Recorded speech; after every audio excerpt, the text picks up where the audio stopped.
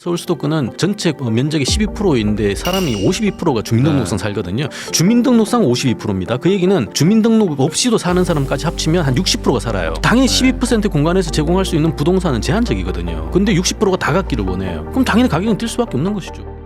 우리가 추석이 막 지났잖아요. 네. 추석 때 대개 보면은 이제 가족들이 모여가지고 전형적으로 뭐 왁자지껄하면서 이제 서로 뭐 단란한 네. 이제 가족의 기능을 얘기합니다만 아마 일부 가족들은 아마 느끼실지도 몰라요. 그러니까 많은 분들이 제사도 이제 잘 안 지내잖아요. 여행을 가지고 가시는 건데 저희 판단으로는 우리 가계도라 그러지 않습니까? 그 위에 이제 할머니 할아버지 두 분에서 밑으로 이제 파생돼가지고 쭉 나오는 한 3대 정도까지 가면은 거의 뭐 중대급 이상 나오는 이제 이게 전형적 그렇죠. 방식의 가계도였거든요. 네네. 자, 문제는 이게 이제 다음 세대 정도, 다음 세대도 아닙니다. 30년도 아닌 다음 세대까지 가면 완벽하게 중단되면서 사라질 것이다. 심지어 이런 거죠. 호칭과 관련돼서 얘기를 하면 이제 얘기가 될 것 같아요. 고모, 이모, 네. 뭐 삼촌 이런 표현을 하지 않습니까? 네. 요즘 초등학생들 그걸 몰라요. 그럴 수 있겠네요. 왜냐하면 진짜. 출산율이 이제 한 단위 숫자에서 태어난 친구들이거든요. 네. 이 숫자는 뭐냐면 기본적으로 형제가 없고 자매가 없다라는 것을 의미해요. 혼자가 표준인데 그러니까 불어본 경험도 없는 거죠. 근데 아빠 쪽에 뭐가 형제도 그렇죠. 없고 엄마도 형제가 없고. 그러니까 저희만 하더라도 사실 이모, 고모는 이제 체감적으로 알고 있는 거. 네. 어렸을 때부터 당연히 저기는 이모고 여기는 고모, 여기는 외삼촌이고 여기는 삼촌. 네. 근데 이게 되는 건데 이 친구들은 그걸 교과서에서 배워야 되는 애들인 아. 거예요. 자, 이제 이게 어떤 결론을 닿냐면 지금 이제 1인화가 그래도 한 20-30년 진행이 됐거든요. 되면서 소위 이제 혼자 사는 사람들이 늘어나면서 이 가족의 기능들을 이제 가족을 결성한 다른 형제들의 자녀, 조카 같은 것들이죠. 이 조카라든가 이런 걸 통해 가지고 사실은 본인의 소득들을 일정 부분 좀 전환을 시켜주면서 소비를 일으켰던 그런 패턴들이 존재를 해왔었어요. 특히나 네. 추석 때 선물 같은 걸 줄 때 우리 조카들을 네. 또 굉장히 크게 주지 않습니까? 조카를 거의 자식처럼 챙기는 분들이 그렇죠. 많았죠. 네. 자기 자식이 있으면 자녀가 있으면 그렇게 높은 돈은 못 줘요. 못 주는데 혼자 살 때 특히나 이제 30, 40대 한 40대 네네네. 정도까지 되면 굉장히 큰 돈을 주기도 하죠. 그러니까 조카 소비다 뭐 이런 것들이 많은 크고요. 네. 실제 이제 우리가 양가에서 놓고 보면 6개 주머니라고 표현합니다만 할머니, 할아버지, 외할아버지, 외할머니 그다음 부모까지 해서 다 단독 하나씩 떨어지다 보면 3세대가 흘렀을 때 결국 하나밖에 안 되는데 주머니는 6개가 되는 구조거든요. 그러니까 어른들 6명이서 애 하나 키우는. 그렇죠. 근데 여기에 조금 더 돼서 최근 10년 동안은 혼자 사는 이제 삼촌이나 고모나 이모들이 늘어났기 때문에 여기다 플러스 0점이 더 붙었어요. 네. 더 붙어가지고 특히나 여기 같은 경우에는 자녀가 없음에도 불구하고 자녀의 효용을 대체할 수 있는 형제의 자녀들 그러니까 조카들과 관련돼 있는 소비 패턴이나 구매가 굉장히 좋았거든요. 네. 근데 이것도 이제 사라지기 시작하는 거예요. 아, 이것도 사라진다는 얘기는 결국 아마 그 가족과 관련돼 있는 소비나 소위 그 산업이나 이 반복 구매라든가 이런 것들은 굉장히 제한적으로 아마 이루어질 것이다라는 생각이 들고요. 결국 돈을 벌고 쓰는 가장 중요한 목적이 가족인 것인데 이 가족과 관련돼 있는 여러 가지 재구성이 인구 변화로 확인된다라면 어쩌면 돈을 쓰고 돈을 벌고 하는 가장 근원적인 방식으로서의 욕구나 패턴들이 앞으로 한 세대 20년 30년 후가 되면 완벽하게 달라질 가능성이 높다라는 거예요. 그렇다면 당연히 돈을 버는 기업들에 대한 재편도 업황들도 굉장히 달라질 것이고요. 그것들을 선제적으로 어떻게 반영하고 기획을 해서 그 수요에 맞게끔 예측에 맞게끔 재설계를 할 수 있는 대상이냐 아니냐가 굉장히 중요한 변수로 떠오를 수밖에 없죠. 많은 분들이 또 이런 생각들을 하시거든요. 이제 인구가 줄다 보면은 이제 어느 정도 이제 반등을 할 것이다. 인구가 줄어서 실질적으로 뭐 예를 들어 5천만이 살던 나라가 4천만이 되고 3천만이 되면은 그만큼 뭐 경쟁도 줄어들고 여유가 생기니까 다시 아이들을 많이 낳지 않겠느냐. 뭐 이런 얘기들을 하시는 분들도 있는데 이게 맞는 얘기인지가 우선 궁금합니다. 두 가지로 봐야 될 것 같은데요. 그러니까 인구가 줄었다가 늘어난 사례가 있냐 그러면 네. 근데 안타깝게도 잘 없다라는 거고요. 저성장과 재정난, 인구병까지 다 가지고 있는 건 한국이 유일하기 때문에 만약에 한국이 그 문제를 풀어낸다면 첫 번째 국가가 될 것이다라는 거고요. 현실적으로 어렵게 들리네요. 쉽진 않을 거예요. 네. 그래서 이제 두 번째 얘기가 중요한 건데요. 두 번째는 그런 거죠. 총량이 줄어도 그러니까 전체 총량이 줄어도 1인당의 욕구가 늘어나면 시장 커집니다. 그래서 네. 이게 적정 인구론과 무관하게 우리가 지향해야 될 바가 그거거든요. 그러니까 고급화나 세분화 전략을 통해 가지고 과거에 단위 하나 투입해 가지고 얻을 수 있는 하나의 생산량이 아니라 이 단위가 아니라도 다른 걸 집어넣어서도 충분히 더 많이 만들어낼 수 있는 것들. 그거는 인구가 줄어도 어차피 만들 수 있는 새로운 시장인 거거든요. 전체적으로 우리가 그렇게 생각할 수 있는 겁니다. 사실은 욕망과 관련돼 있는 것들을 욕구를 어떻게 실현하느냐 이슈거든요. 과거에는 묵혔던 실현 욕구들을 새롭게 발굴해 가지고 시장화를 시킬 수 있다면 그건 새로운 시장이 되는 거예요. 그게 시장이 아니라고 생각을 했고 분리된 걸로 판단을 했기 때문에 그건 과거의 방식이죠. 이걸 이제 소위 하나의 완결된 시장 혹은 확장의 가능성으로 보지 않아서 그런 것이지 이것만 넘어서면 무한한 가능성의 영역까지 나갈 수 있다는 있다라고 생각이 들죠. 이게 저희 채널이 또 재테크지만 또 부동산 관심 있는 분들이 많다 보니까 인구 감소하면은 주택 수요의 감소? 그러면 잠깐만 지금 있는 집들은 어떻게 되는 거지? 이런 지금 논리를 떠올리는 분들이 많을 것 같아가지고 방금 말씀하셨던 게 좀 두 가지 방향인 것 같은데 인구는 줄지만 한 사람의 욕구가 커지면 예를 들어 혼자서도 막 30평대 아파트에 살 수 있는 거 아니냐 뭐 이런 식의 얘기를 하시는 분들도 있고 아니다 어차피 한 명인데 어떻게 그런 걸 쓰겠냐 새로운 어떤 주택 형태로 갈 것이다 라고 얘기하시는 분들도 있는데 뭐 교수님은 뭐 어떻게 보고 계시는지. 부동산도 이제 하나의 재화라고 보고요. 재화를 이용하거나 혹은 소유하려고 하는 이 고객들의 그 소위 변화를 같이 이제 좀 판단을 해보면 분명히 큰 변화가 있을 겁니다. 전체적으로는 쉽지 않을 거예요. 왜냐하면 전체적인 총량 자체가 줄어들 수밖에 없으니까 인구가 줄어드는데 소위 공급이 늘어날 리는 없는 거거든요.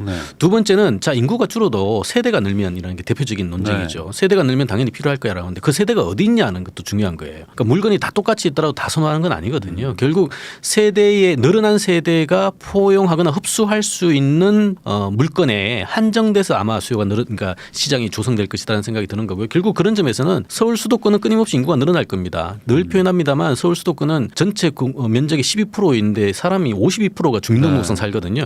주민등록상 52%입니다. 그 얘기는 주민등록 없이도 사는 사람까지 합치면 한 60%가 살아요. 당연히 12% 공간에서 제공할 수 있는 부동산은 제한적이거든요. 근데 60%가 다 갖기를 원해요. 그럼 당연히 가격은 뛸 수밖에 없는 것이죠. 우리가 가격 가치 논쟁이 있었던 것처럼 자 문제는 이제 전체적인 총량이 줄어들면 이거 자체가 계속해서 또 유지가 되지는 않을 거예요. 어쨌든 전체적인 축소 안정화 속에서 차별화된 방식으로 진행이 될 것이다라는 거고 그 차별화의 결론이 소위 이제 새로운 욕구에 부응하는 방식으로서의 입지라든가 공간이 될 것이다. 설계가 될 것이다라는 거고 그게 서울 수도권과 관련된 이슈인데 여기서 우리가 이제 이런 얘기할 때 보통 일본 얘기를 많이 하잖아요. 근데 일본하고 얘기할 때 가장 조심해야 될 게 뭐냐면 공급의 문제거든요. 이렇게 인구가 줄어도요. 집값을 천정부지로 끌어올릴 수 있는 유일한 방법이 하나가 있어요. 공급 안 하면 돼요. 안 지으면 된다. 안 지으면 돼요. 근데 이런 것까지 감안을 해야 되기 때문에 사실 쉽지 않은 거죠. 여기에 한국은 공급에 대한 변수도 하나가 있습니다만 수요와 관련되어 있는 변수도 하나가 더 있어요. 뭐냐면 가수요라는 방식이거든요. 그러니까 가수요가 실수요와 가수요가 합쳐져 있는 시장이다 보니 독특하게 우리가 이제 부동산은 또 투자 대상이라고 생각도 하니까 그러다 보니까 실제 그러니까 수요보다 더 늘어나는 방식으로서의 시장을 조성하는 방식이 있고 그게 사실은 가격을 끌어올리는 영향도 있는 거죠. 그러니까 이런 변수까지도 판단을 종합적으로 두고 해야 되는 건데 그렇다 하더라도 이 종합적인 판단의 결과는 결국 한쪽으로 쏠릴 수밖에 없다. 차별화다라는 거죠. 결국 공간이 가지고 있는 입지 문제, 그다음에 공급과 관련돼 있는 정책의 변형의 문제, 그다음에 수요와 관련돼 있는 것들이 어느 정도까지 하방 경직성을 유지할 수 있는 지역이냐 아니냐의 문제 이런 것들이 총체적으로 엮여서 아마 재편이 되는 방식으로 그 흐름들이 진행될 것이다라는 거죠. 그러면 지금 뭐 정부는 막 계속 공급을 더 하겠다, 막 270만 원 막 공급하겠다 하고 있는데 이게 어찌 보면 지금 예를 들어 뭐 한 10년, 15년 정도만 좀 고생하면 나중에는 인구가 감소되면서 어느 정도 굳이 이렇게까지 공급 안 해도 될 것 같은데라는 얘기하시는 분들도 있고 아니다. 그래도 지금 계속 지속적으로 공급을 해야지 안 그러면 안 된다 이런 얘기도 있는데 지금의 공급은 어쨌든 큰 틀에서는 맞는 건가요? 그럼 이게 뭐 신도시 만들고 하는 예. 잘 판단해야 될 게 이것도 사실은 이제 우리가 아까 일본 얘기를 했습니다만 일본 같은 경우는 공급 정책이 실패했거든요. 그러니까 상황이 쉽지 않은데도 끊임없이 공급을 했어요. 공급을 너무 많이 해서 많이 실패했다는 했죠. 거죠. 그러니까 수요는 확 줄어들었는데 공급은 그대로 유지가 되니까 당연히 그건 이길 수가 없는 거죠. 근데 중요한 거는 일본이 또 보면 일본은 이제 신축 시장이지 중고 시장이 아니거든요. 우리나라는 중고 시장이 훨씬 더 커요. 그 얘기는 뭐냐면 아파트를 지은 다음에 그 소위 이제 스크럽하고 다시 리빌드하는 방식의 이제 구조를 갖추잖아요. 보통 30년, 40년 뭐 얘기를 합니다만 그렇게 되다 보면 공급은 늘상적으로 있어야 되는 거예요. 그러니까 일본의 공급 체계가 좀 다른 거죠. 근데 우리나라 같은 경우에는 끊임없이 이제 소위 기존 주택에 대한 중고 주택에 대한 부시고 다시 새로 짓는 방식까지도 공급을 판단을 해야 되기 때문에 공급에 대한 정책들을 훨씬 더 정교해야 되고 그렇다고 하더라도 또 이제 수요를 적절하게 벌충할 수 있는 수준까지도 만들어내야 되는데 그게 사실은 쉽진 않아요. 그러니까 최근의 정책들 전체적인 방향으로 봤을 때는 뭐 나쁘진 않다고 봅니다. 왜냐하면 공급이 굉장히 줄어들 거고 특히나 이제 뭐 착공 원가가 굉장히 비싸졌잖아요. 인플레 때문에 그런 문제 때문에 그냥 내버려줘도 신축이 뭐 중고보다 더 비싼 상황이 되는 상황에서 사실은 민간업자들이 공급을 할 리는 없는 거거든요. 그 리스크를 질리지 않을 거니까. 그런 차원에서 정부가 앞장서서 예를 들어 공급을 계속 유지하겠다라는 건 전체적인 신호나 방향 자체는 뭐 나쁘진 않은 것 같아요. 근데 다만 염려해야 될 것들은 이게 이제 정책에서 쓸 수 있는 정책과 그러니까 단계와 이 정책이 한번 실현이 됐을 때 시장에서 만들어낼 수 있는 이 소음과 신호들을 구분을 해줘야 되는 건데 이걸 그렇게 정밀하게 선제적으로 할 수 있을까는 좀 차체의 문제다라는 거죠. 어쨌든 지금 그 인구의 감소라든지 뭐 고령화, 저출산 이게 뭐 피할 수 없는 뭐 흐름이라면 어찌됐든 지금 걱정되는 분들은 지금 이제 뭐 지금의 중년층 아니면 뭐 장년층의 내 노후는 어떻게 되는 걸까? 나는 그러면 뭐 혜택을 좀 받을 수 있는 건가? 아니면 나는 뭐 계속 일을 해야 되는 건가? 뭐 이거에 대한 좀 불안감이 있을 것 같은데 뭐 현재 한국의 어떤 노후 뭐 지원책이라든지 어떤 이런 정책 같은 게 어떤 수준인지 지금의 어떤 뭐 예를 들어 뭐 교수님 세대라면은 뭐 나까지도 뭐 받을 수 있는지 이런 것도 좀 궁금하거든요. 우선 그 시대 변화에 따라서 그 인식들도 좀 바뀌어야 될 것 같아요. 자, 이런 거죠. 우리가 고령 인구, 흔히 뭐 노인이라고도 표현하는 고령자, 네. 고령 인구가 경제적 취약계층인가? 라는 판단 기준. 그리고 그것을 소위 이제 그 명확하게 규정했던 연령 기준이 있죠. 65세. 네. 그건 타당한가에 대한 고민을 해야 된다라는 거죠. 65세 이상이신데도 굉장히 밝고 건강하고 또 경제 활동도 하시는 분들 굉장히 많거든요. 근데 지금 65세가 되면 어쨌든 우리는 뭐 법적 정년은 60세니까 사실 65세는 하더라도 굉장히 길게 가르치는 거죠. 그러니까 65세에 만약에 현역에서 강판시키는 지금의 방식들이 옳은 것인가에 대한 고민을 해야 되는 거예요. 이게 왜 중요하냐면 65세가 됐는데도 그 이전과 상황이 똑같은 방식으로 인식이 되고 제도의 규정을 받는다면 재정을 쓸 이유도 없는 거고 정책상 배려를 할 이유도 없는 거예요. 근데 그게 아니다 보니까 감각적으로 60세, 65세가 됐으니까 고령인구는 취약계층이니까 정부가 도와줘야 돼. 아, 복지의 대상이구나. 아, 재정을 지출을 해야 되는 거구나. 이런 이제 인식관계가 나오는 거거든요. 근데 이미 이거는 많이 달라졌고요. 현실은 그렇지 않다. 그렇다면 현실에 맞게끔 소위 연령 기준 자체도 상향시켜서 서구 선진국 같은 경우에 대개 한 75세까지도 가고 있거든요. 일본은 65에서 75세를 전기 고령자라고 해서 현역 인구랑 거의 비슷하게 대우를 해줘요. 그다음에 75세 이상만 이분들은 진짜 아픈 사람, 진짜 이제 취약계층 이렇게 하거든요. 물론 이게 이제 엄청난 재정 적자를 이제 좀 피하기 위한 뭐 네. 고육지책이긴 합니다만 한국도 그렇게 될 거예요. 정년 연장만 놓고 보더라도 유럽만 하더라도 되게 70세에 수렴하고 있거든요. 한국도 갈 겁니다. 갈 수밖에 없는 상황이에요. 자, 이런 측면에서 우리는 두 가지 차원에서 봐야 될 것 같아요. 첫 번째가 이분들이 만약에 은퇴하지 않는다면 노후 준비 이슈 단번에 해결됩니다. 왜냐하면 일하면 그렇죠. 되니까. 오늘까지 열심히 일하시면 돼요. 자기가 이제 움직일 수 있는 능력과 의지만 있다면 강판시킬 게 아니라 열심히 일하게 하는 거죠. 뭐 임금 조정하면 되는 거고요. 뭐 시간 조정하면 됩니다. 이런 식을 통해 가지고 일을 한다라는 얘기는 우리가 이런 얘기 많잖아요. 최고의 복지가 뭡니까? 일자리거든요.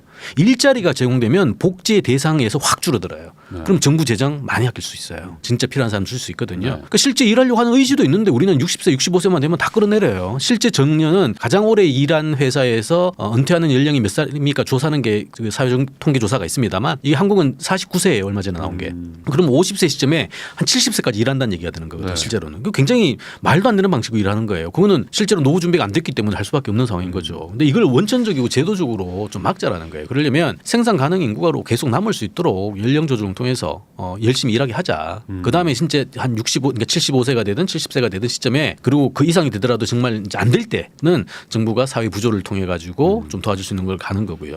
두 번째 측면은 이제 소비 측면입니다. 그러니까 생산 측면에서 그렇게 열심히 하다 보면 당연히 현역에 준해 가지고 소비 활동도 발생하거든요. 그러면 축소 경제 별로 안 내도 돼요. 우리가 축소화를 겁내는 이유는 뭐냐면 현역 인구들이 주로 일다 보니까 이분들 덜 쓸 것이다라는 전제가 있는 거거든요. 그러면 더 많아진 인구가 더 쓰면 되잖아요. 그렇죠. 그렇죠. 네. 그럼 또 불충이 되는 거거든요. 근데 더 많은 사람들이 더 쓰는 거에 대해서는 우리는 상상해 본 적이 없어요. 왜? 65세는 전부 다 취약계층이거든요. 그렇죠. 왠지 노인들은 돈을 안 쓸 것 같다. 그렇죠. 이런 거에 고정관념이 있죠. 상대적으로 좀 덜 쓰긴 하죠. 덜 쓰긴 하지만 평균 수명이 굉장히 늘어났어요. 늘어났고 지금 이제부터 은퇴하시는 세력들 한 60년생 뭐 이분들 같은 경우에는 가지고 있는 자산 소득도 굉장히 많거든요. 근데 이분들이 적극적으로 소비 주체가 돼서 새로운 시장들을 발굴하고 새로운 욕구들이 제품이나 서비스로 체화가 돼 가지고 쓸 수 있다면 그 구매력 있는 시장이 나오는 거고요. 새로운 시장이 만들어지는 거예요. 노인 인구가 늘어나서 위기가 아니라 그들이 만들어내는 새로운 욕구는 엄청난 시장이 되는 것이죠. 이런 생산과 소비 두 측면에서만 놓고 보더라도 기존의 인식만 약간만 틀어줘도 이거는 굉장히 큰 기회의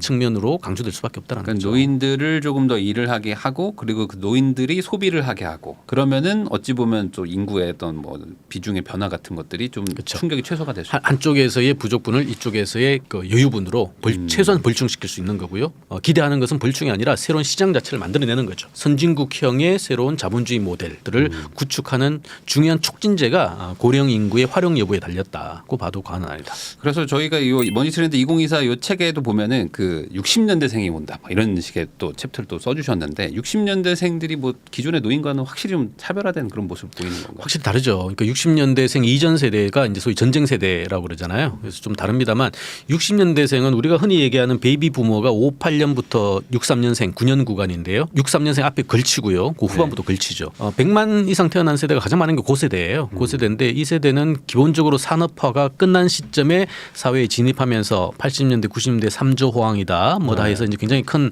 세계화의 이제 수준을 받은 분들이죠. 학력도 굉장히 높기 시작했고요. 이분들이 드디어 이제 은퇴에 진입을 했어요. 근데 이분들은 소위 이제 우리 부동산을 포함해서 자산 증가기에 자산 축적기에 사회에서 굉장히 중요한 역할을 하면서 많이 쌓았고요. 인플레의 수혜를 또 많이 받으신 분들이에요. 그래서 지불 능력도 있고 지불의 경험도 많고 그러니까 이분들이 이제 말 그대로 과거에 설정한 60세 65세 시점 지금 접어들었어요. 소비하지 말래요. 다 은퇴하래요. 지금 우리가 구조를 그렇게 만들고 있어요. 그분들도 답답한 거죠. 옛날에 60세 65세가 아니거든요. 그렇죠. 더 하고 싶은데 일단 회사에서 나가래요. 근데 살아갈 기간은 길어졌어요. 그러고도 뭐 소비도 뭐 일단 쓰고 싶어도 쓸 만한 것도 없어요. 자기는 이 정도 상황 되니까 예를 들어 그렇다고 값비싼 우리 그 레지던스는 못 들어가겠고 일정 부분 지불할 수 있는 걸 가고 싶은데 그걸 못 들어가고 그러다 보니까 이 사회 부동산 같은 것도 쟁여두어서 이제 상속이나 증여를 못 주는 거고 그죠. 이런 식의 상황이 악순환되는 거거든요. 그러니까 이 사람들에 대한 정확한 또 수요 예측을 통해 가지고 새로운 시장을 만들어내면 돼요. 충분히 가능성이 있는데 그런 부분에 대한 좀 접근들이 좀 미흡하지 않나라는 거죠. 이런 분들을 뭐 요즘에 뭐 뉴실버 세대 뭐 요즘 어른 뭐 58세대 뭐 이런 식으로도 막 부르시던데 이분들의 가장 큰 특징은 아까 말씀하신 것처럼 뭐 건강도 좀 좋지만 경제력으로 과거에 좀 노인들과는 확실히 좀 차별성이 있는 건가요? 지금? 그렇죠. 우리가 이제 세대당 그 소위 이제 연령대별로 그 축적 자산이라든가 소득의 현황들을 살펴보면 지금 60년생이 몰려 있는 그 구간이 사실은 부의 축적이 가장 높아요. 그건 당연히 우리가 그럴 수밖에 없는 게 사실은 60년생이 예를 들어 그 80년대 아까 얘기한 호황 세대에 진입을 하면서 사회에 나왔고요. 그러네요. 그러니까 당연히 인플레의 수혜를 받았죠. 물론 뭐 중간에 외환위기다 뭐다 있어서 아픔도 있었습니다만 전체적으로 우리 부동산을 포함한 증시를 포함한 주식을 포함한 자산 증가기에 하나같이 그 안정된 생활을 했단 말이에요. 그러고 나서 지금 이제 은퇴를 하는 시점이 됐어요. 우리 연금만 하더라도 국민연금 만액 조건 다 갖춘 분들이에요. 만액이 뭡니까? 20년이 만액인데 많이 넣으신 분들은 30년 이상 넣었거든요. 대부분이 또 맞벌이에요. 그러니까 연금 소득만 하더라도 굉장히 많거든요. 근데 여기에다가 예를 들어 뭐 딱 평균만큼의 살만 살았다 하더라도 자기 집 있을 거고요. 굉장히 큰 또 저축이나 액수도 있을 거고요.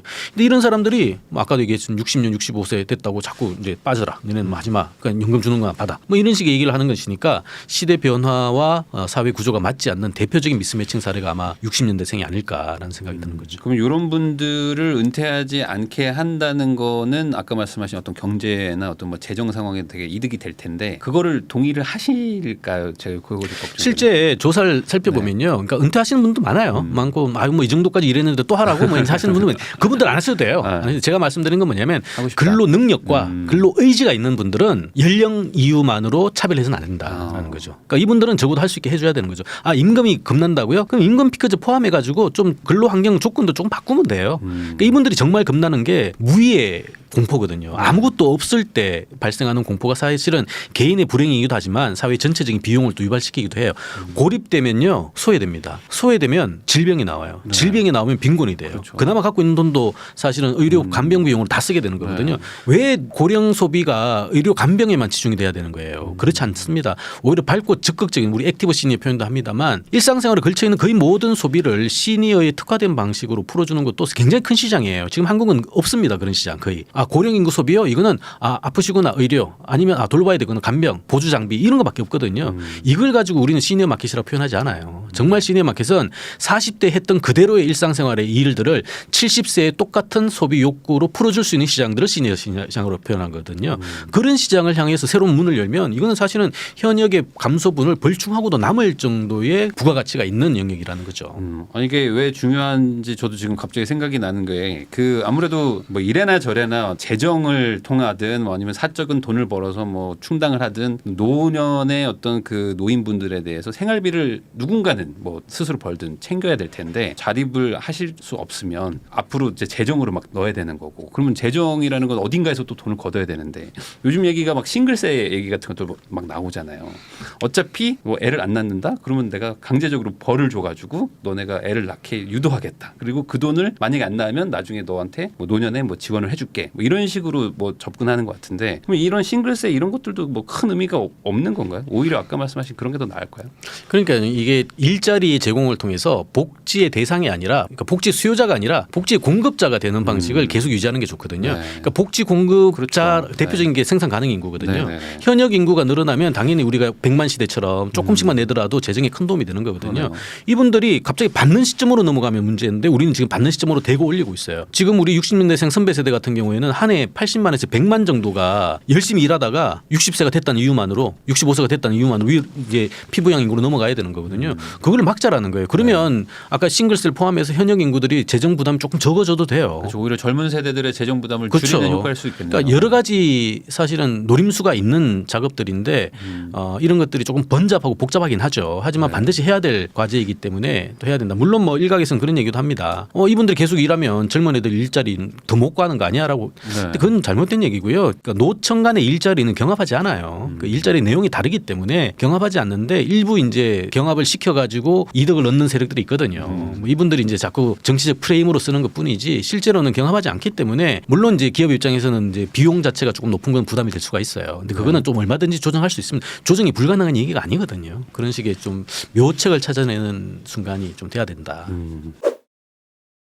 그럼 지금까지 이 머니트렌드 2024의 공동 저자이시자 그리고 이제 인구 경제학자이신 전용수 교수님과 얘기를 나눠봤는데 사실 이 영상을 보시는 분들이 이제 노인분들도 많이 계시지만 어떤 3040 세대들 지금 막 현역으로 열심히 일하고 있는 분들이 앞으로 이제 우리 이제 뭐 다가올 미래는 뭐 거의 정해져 있는데 이 상황에서 어떤 노후 대비를 하는 게 좋을지 그런 거 조언을 한마디 마지막으로 해주시면 좋을 것 같습니다. 예, 우선 우리가 노후 준비라고 표현하면 대개 이제 많은 분들이 금전적인 마련을 생각을 하시잖아요. 네. 일단 뭐 전제부터 깔면 금전 마련만큼 중요한 게 사실은 이제 관계라든가 뭐 이런 것들이 굉장히 중요하다. 가족이라는 거. 네.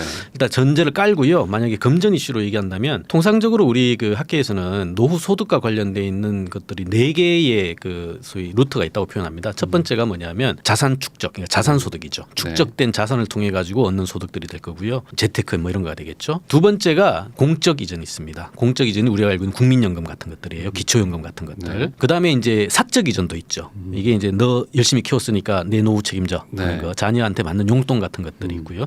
마지막이 이제 근로소득이 있습니다. 어느 나라든 이 4개의 노후소득원을 이제 포트폴리오를 잘 맞춰가지고 본인의 가장 최적화된 방식으로 만들어내는 게 중요해요. 지금 3040 세대들에게는 앞으로 아마 살아갈 시간들이 훨씬 더 길기 때문에 중장기적인 시선에서 이 4가지 소득원의 포트폴리오를 자기 환경에 맞게끔 가장 잘 구조화시키는 게 중요하다고 생각이 듭니다. 예를 들어 뭐 직업이 탄탄하고 길게 할 수 있는 사람들 같은 경우에 근로소득과 관련된 걸 탄탄하게 만들어야 되겠죠. 상대적으로 좀 불안하거나 혹은 뭐 그렇지 않은 분들은 나머지를 좀 볼중하는 구조. 혹은 그것도 저것도 아니고 그냥 회사 열심히 잘 다니시는 분들은 이 공적 이전과 관련된 있는 것들을 많이 갖춰야 될 거고요. 자녀가 좀 있다 고 생각한다면 사적 이전과 관련된 건 많이 해야 되겠죠. 미리미리 잘 자료 관계도 잘 거죠. 지내고. 이 4가지 포트폴리오를 잘 맞추는 게 굉장히 중요하다는 생각이 드는데 이게 아마 전체적인 느낌에서는 사적 이전은 기대하기 어려워요. 이제 네, 아무래도 네. 사실 쉽지 않고요. 이제 공적 이전이 남아 있는데 공적 이전은 앞으로 줄어들면 줄어들지 늘지는 않을 겁니다. 네. 자 그렇다면 이제 결국 남아 있는 건 2가지밖에 없어요. 근로소득이냐 자산소득이냐라는 건데 근로소득도 사실은 뭐 쉽지는 않죠. 네. 특히나 이제 대부분의 셀러리맨들 자기 영업을 하시는 분들은 상관없습니다만 네. 그렇지 않은 분들은 근로소득을 가지고 물론 근로소득과 관련된 환경 배당은 많이 있을 겁니다. 정년 연장을 포함해 가지고 길게 일할 수 있는 여러 가지 조건들이나 우리 부캐라고도 표현하죠. 다양한 소득원을 만들 수 있는 네. 건 있습니다만 뭐 그게 아니면 결국 이제 자산소득인 거예요. 그래서 이제 사실은 자산소득과 관련돼 있는 여러 가지 활동들 굉장히 중요해진 것 같습니다. 과거에는 인플레 시대에는 근로소득만 의존했어도 크게 노후 준비에 어려움은 없었어요. 왜냐하면 인플레만큼 금리가 있었기 때문에 상관이 없는데 앞으로는 아마 뭐 지금도 뭐 미 국채 금리 때문에 말들이 많습니다만 중장기적으로는 저금리가 불가피해요. 가장 안 좋은 게 사실은 스태그플레이션이거든요. 네. 그러니까 물가가 조금 있는 상황에서 성장이 되지 않는 그 충격은 고스란히 약자 취약계층한테 갈 수밖에 없는 구조가 있다면 결국에는 적극적인 어떤 선제적이고 미시적인 방식으로 근로소득의 불안함을 극복할 수 있는 포트폴리오의 한 축으로 소위 자산과 관련돼 있는 좀 다양한 경험이라든가 이런 것들을 좀 갖출 필요가 있겠다는 생각이 들고요. 하나 명심하고 좀 강조 드리고 싶은 것은 자산 시장과 관련돼 있는 이론들이 많이 바뀌고 있다. 시대 변화 때문에. 네. 그래서 소위 고정관념이나 속은 그 선입견으로 접근하지 말고 시대 변화에 맞게끔 그때 공부도 많이 하고 또 선제적인 방식으로 좀 접근해서 불확실성에 휘둘리는 게 아니라 올라타는 방식 방식으로서의 접근들이 굉장히 유효하다라는 생각이 듭니다. 오늘 교수님과 얘기하면서 들었던 생각은 어떤 과거의 어떤 방식이 되풀이되지 않을 거라는 거. 그리고 이제 앞으로는 어떤 새로운 기회가 분명히 반대로 또 온다는 거. 그 기회를 내가 잘 잡고 과거의 방식을 답습하지 않으면서 항상 치열하게 살면서 그 안에서 답을 찾아야 되겠다. 뭐 이런 식의 어떤 느낌을 제일 많이 받았습니다. 아마 시청자 여러분들도 같은 생각이지 않았을까 싶습니다.